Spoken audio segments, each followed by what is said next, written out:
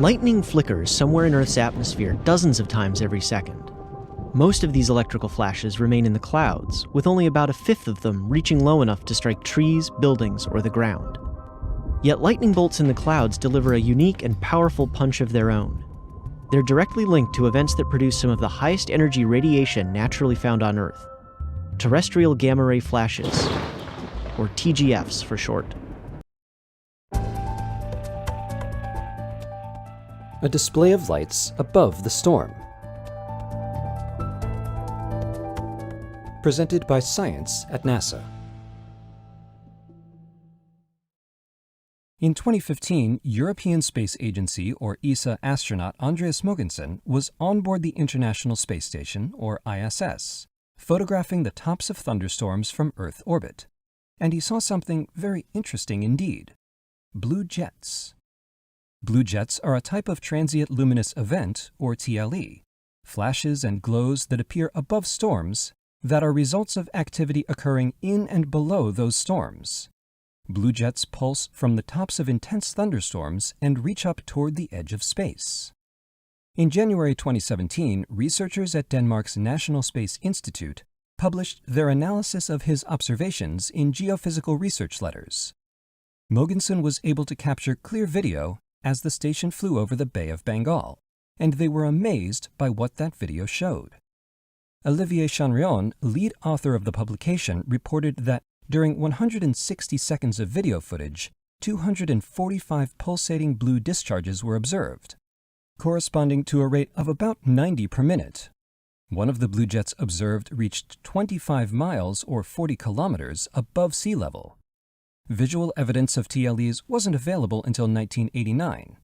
Early evidence included red sprites photographed by cameras on board the space shuttle and photographs taken during a NASA and University of Alaska airborne campaign. Red sprites are glows in the upper atmosphere tied to the presence of large lightning flashes, but not attached to the clouds themselves.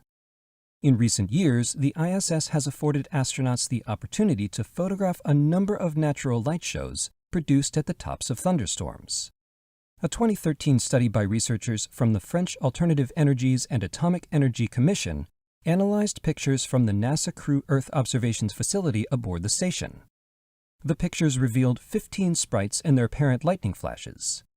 In August 2015, the Expedition 44 crew on board the station photographed red sprites over 2 different storms within 3 minutes of one another.